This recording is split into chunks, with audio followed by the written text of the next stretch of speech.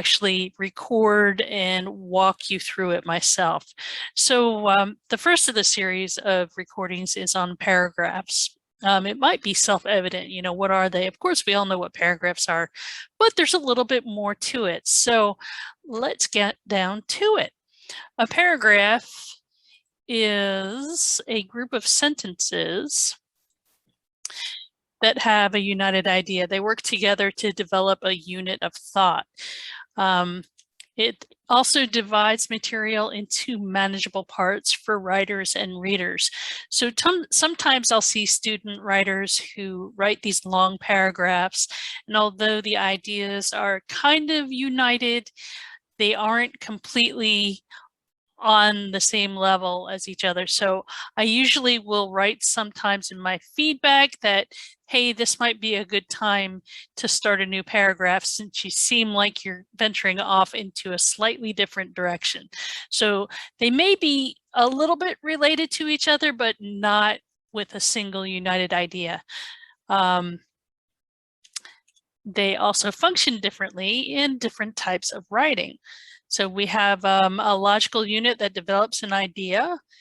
We have topic sentences contributing to the thesis. The topic sentence contains the main idea of the paragraph and controls its content.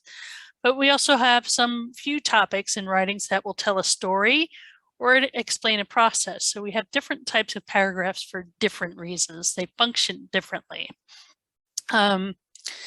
Remember, I cannot stress this enough, that when you have a new idea that's popping up in your writing, that calls for a new paragraph. And I'll say it time and time again and drill it into your heads. So what are the parts of a paragraph? Well, I kind of hinted at that before. It's similar to an essay. The paragraph has three main parts, right? We have an introduction, a body, and a conclusion. Each paragraph acts kind of the same way. The introduction, we call that the topic sentence, and that is, the topic sentence contains the controlling idea of the paragraph. It's introducing you to the information that will be presented in that paragraph. And then in the body, we have supporting sentences. And you write as many related supporting points, details, facts, etc., as are necessary. Usually that means more than three. I know that some of you have gone through education where there's been a lot of format writing or formula writing. I've talked about the 5-paragraph essay in class. And some people like to teach that there should be a certain number of sentences in a paragraph, and I just cannot support that idea. Yes, you have certain parts and a certain type of structure that you should really follow because that just helps things make sense. So we start with a topic and then we have supporting sentences. You're going to have more than three.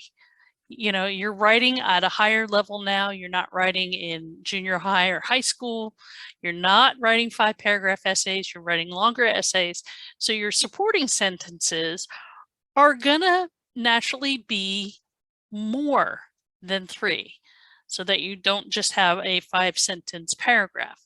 And that leads me to the last point, the conclusion or a transitional sentence. And this really depends heavily upon where in the essay the paragraph is. But typically those transitional sentences help to bridge or connect ideas from one paragraph to the next. So the introduction paragraph is slightly different than how body paragraphs function, because in our introductions, we typically have a thesis statement somewhere towards the end of the introductory paragraph. However, you can also have a transitional sentence, and if you craft it well enough, your thesis can act as a transitional sentence to that first topic sentence in the following paragraph right after the introduction. That takes a little bit of experience and a little bit practice writing, but it is not impossible. So that's something to think about. So to sum this up, the topic sentence, supporting sentences, and transitional sentences. Those are the 3 main parts of the paragraph. Moving on to the next slide. Of course, we all want to know how to write effective paragraphs. So effective paragraphs are unified. You want to make a clear connection between the main idea of that paragraph, that is the topic sentence, and then the sentences that support, develop, and illustrate that main idea. So an effective paragraph is going to be unified. It's going to all be related to that one idea. Remember, one idea equals one paragraph. They're also going to be developed. You want to include detailed and sufficient support for that main idea. And you want those sentences to unfold and make your argument clear to your reader, or your argument, or what it is that you are trying to convey, especially in this narrative essay, what it is you're trying to say. So you want that to be clear and developed. Of course, we're also going to be concerned with cohesive or coherent paragraphs. Effective paragraphs are most definitely cohesive and coherent. That means progressing from one sentence to the next in the paragraph smoothly and logically. It's not going to be jarring, it's going to be smooth, and it's going to make sense, not only in content, but also in your word choice and grammatical structures. So you want to make sure that it's obvious to the reader how each sentence is linked to the main idea. And you can do this in a variety of ways. We can use transitional words, and you can Google up what transitional words are. I'm not going to provide a chart here for you.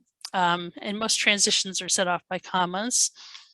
And if you use deliberate repetition of a keyword or phrases helps to keep the concept in front of the reader.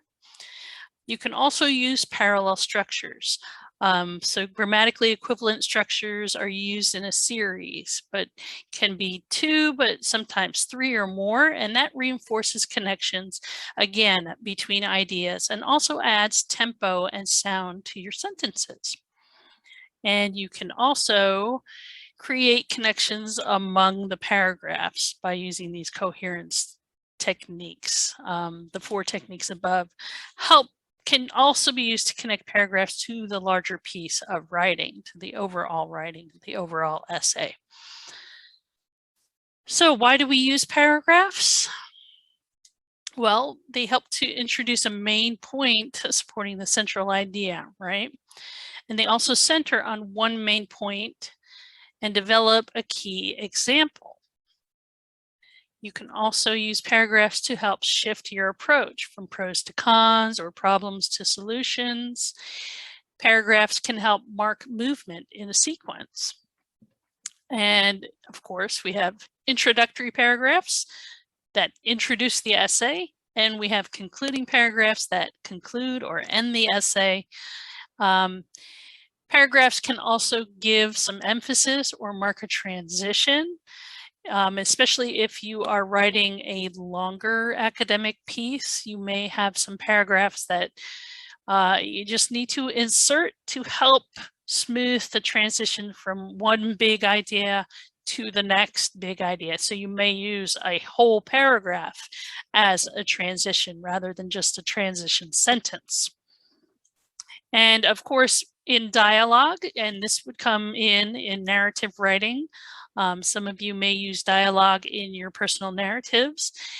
So in dialogue, especially when we're reading novels and such, that indicates that a new person is talking. So you'll notice, and if you haven't noticed before, if you go and you read a novel that has dialogue in it, you'll notice that a new paragraph starts as each new person begins speaking.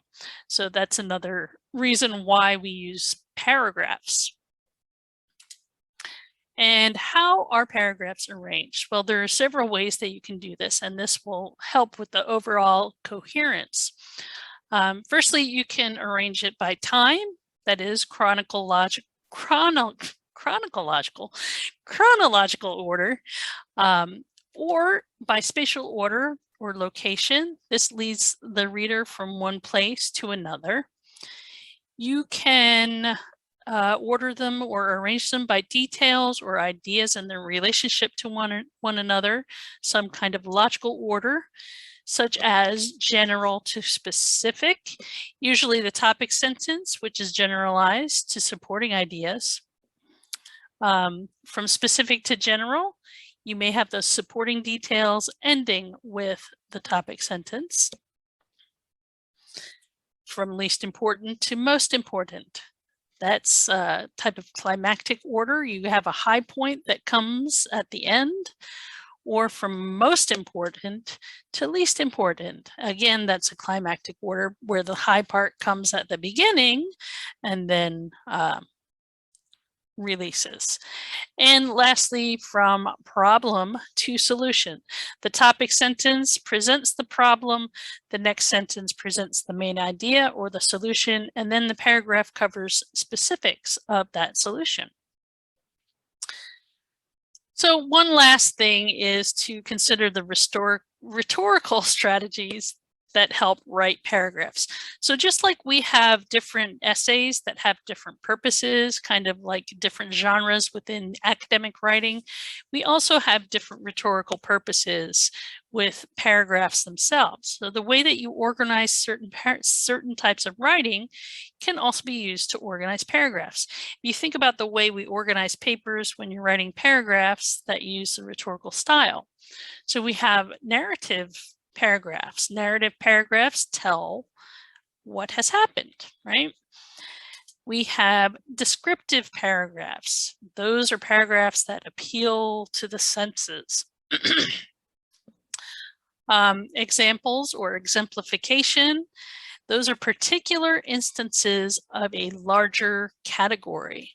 And then we have process. Process paragraphs report a sequence of actions. Simply put, it's like a how-to, right? If you were you were to write a paragraph on how to change a tire, right? That would be a process paragraph. Cause and effect analysis. Those are the outcomes and the reasons for those outcomes. We have the cause and then we have the effect.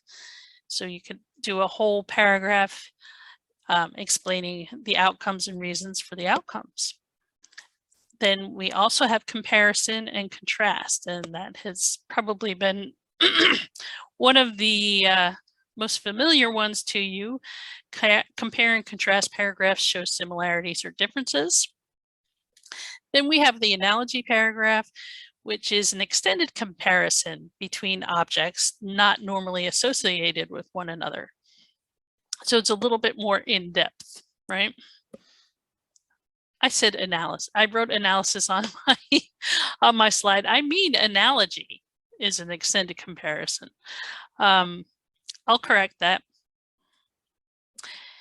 And division paragraphs take a single item and breaks it into its components. So you're dividing into its various parts, right? Classification paragraphs take separate items and group them according to shared quality. So you're classifying. So if you're writing a paragraph on animals or you're writing an essay on animals, you might have a classification paragraph or two on the different types of animals that you intend to focus on. You might spend time talking about dogs or talking about cats, classifying them into their groups according to those shared qualities. And lastly, we have the definition paragraph. And the definition is defining or providing the meaning to something. So that is essentially the highlights of paragraphs. So hopefully that clarifies a little bit of something, and having my voiceover on this slide, this slide presentation is clarifies things a little bit because I don't have all the words that I've just spoken to you. If you have any questions, you know how to get in touch with me. Thanks. Bye-bye.